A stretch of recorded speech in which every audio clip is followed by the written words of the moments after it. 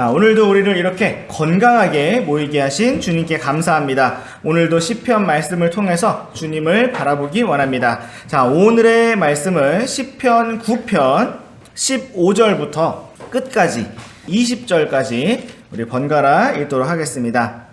이교도들은 자기들이 만든 구덩이에 빠졌고 그들의 발은 그들이 숨겨둔 그물에 걸렸도다. 주께서 집행하시는 심판으로 그분을 알 수 있나니 사악한 자는 자기 손에 행한 일로 올무에 걸렸도다. 히가연 셀라. 사악한 자들은 지옥으로 돌아가며 하나님을 잊고 있는 모든 민족들도 그리하리니 이는 궁핍한 자가 항상 잊히지는 아니하며 가난한 자들이 기대하는 바가 영원히 사라지지는 아니할 것이기 때문이다. 오 주여 일어나사 사람이 이기지 못하게 하시며 이교도들이 주의 눈앞에서 심판을 받게 하소서. 오 주여 그들을 두려움 속에 버려두사 민족들이 자기들이 사람일 뿐인 줄 알게 하소서. 셀라. 아멘. 자, 오늘의 시편 말씀은 주께서 심판하시는 이교도들에 대해서 언급하고 있습니다. 자, 이교도들이 어떤 사람들일까요? 이교도들이란 하나님을 믿지 않는 사람들을 가리키는 것입니다. 이교도들은 다른 우상신들을 믿을 수도 있고 아니면 아무 신도 믿지 않고 자기 자신만을 믿는 사람들일 수도 있습니다. 성경은 이교도들이 자기들이 만든 구덩이에 빠졌고 그들의 발은 자기들이 숨겨놓은 그물에 걸렸다고 말씀하고 있습니다. 이처럼 사악한 자들이 다른 누군가를 해치려고 많은 일들을 계획하고 준비할지라도 그 모든 해악과 피해가 결국 자기 자신에게로 돌아오게 될 것이라는 뜻입니다.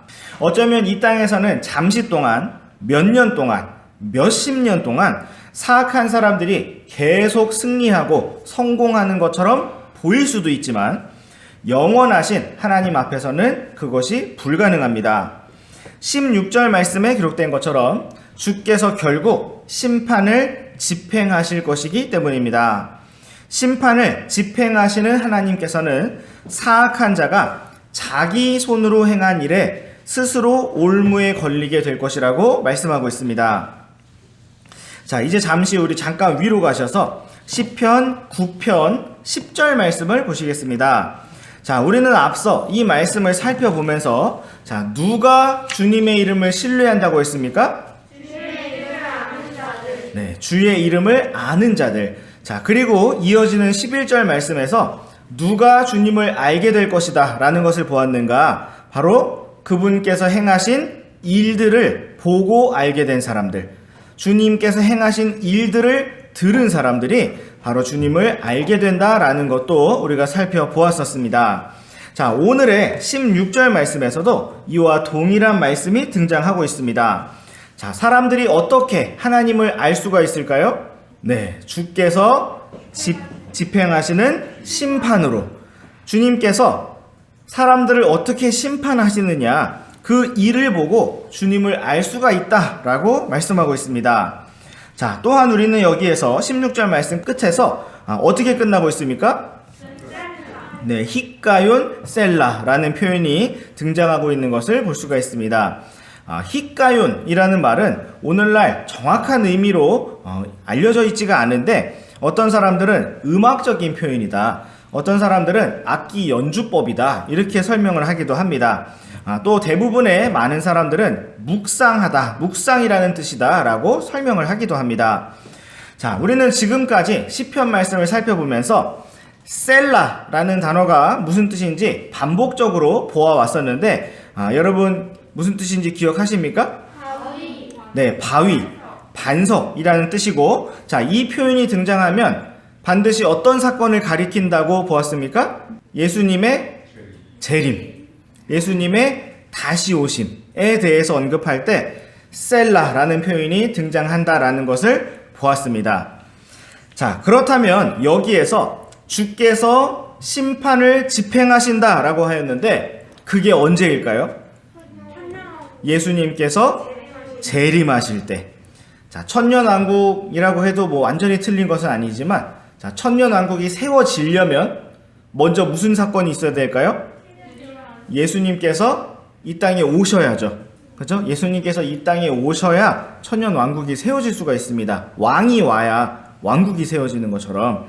자, 예수님께서 다시 오실 때 모든 사악한 자들에게 심판을 집행하실 것이고 정의로운 왕국을 세우실 것입니다.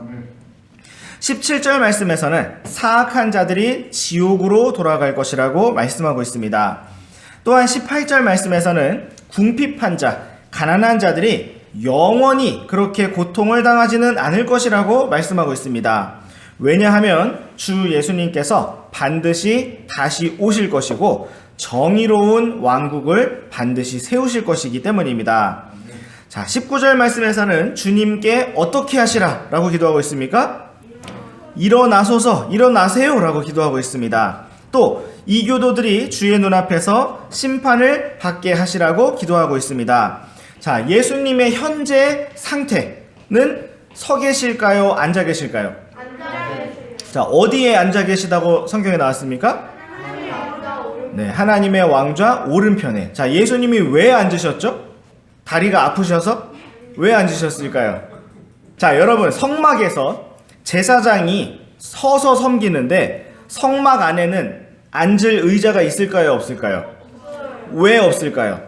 네, 일이 안 끝나니까. 왜 일이 안 끝났을까요? 끝없이 사람들이 죄를 짓기 때문에 속죄하는 일이 안 끝났습니다. 성막에서는. 자, 근데 예수님께서는 그것을 끝내셨기 때문에, 주님 자신의 피로 끝내셨기 때문에 어떻게 하신 겁니까? 앉으신 것입니다.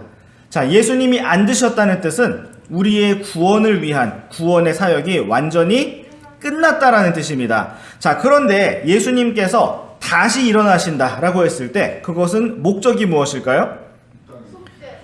속죄? 속죄는 끝났고, 네, 재림하시기 위해서. 자, 이제는 심판을 하시기 위해서 일어나시는 것입니다. 자, 그래서 여러분 시편 말씀에서 주님 일어나세요 라고 했을 때는 여러분들이 그것을 생각하셔야 돼요. 아, 다시 오세요. 빨리 오세요. 재림하십시오 라는 표현으로 여러분들이 딱 연결을 하시면 됩니다. 자, 일어나소서 라는 표현과 셀라라는 표현이 같이 나왔다. 이것은 100%입니다. 예수님의 재림에 대해서 말씀하고 있는 것입니다. 자, 그때 20절 말씀처럼 민족들이 자기들이 사람일 뿐인 줄을 알 것이고 주님을 마침내 두려워하게 될 것입니다. 자, 그리고 우리들은 어떻게 될까요? 우리들도 같이 두려워할까요? 자, 우리는 어때요? 승리하고 또 주님 안에서 기뻐하고 안식하고 영광을 누리게 될 것입니다. 오늘날 이 땅에서는 사악한 자들이 잘되고 승리하는 것 같지만 주님께서 일어나셔서 다시 오실 때에 진정한 승리자는 주님의 편에 서 있는 우리 성도들이 될 것입니다. 자, 그렇기 때문에 오늘도 우리가 그날을 소망하고 바라보면서 힘을 내고 오늘 우리가 일어나고 주님과 함께 걸어가기를 원합니다. 자, 기도하고 마치겠습니다.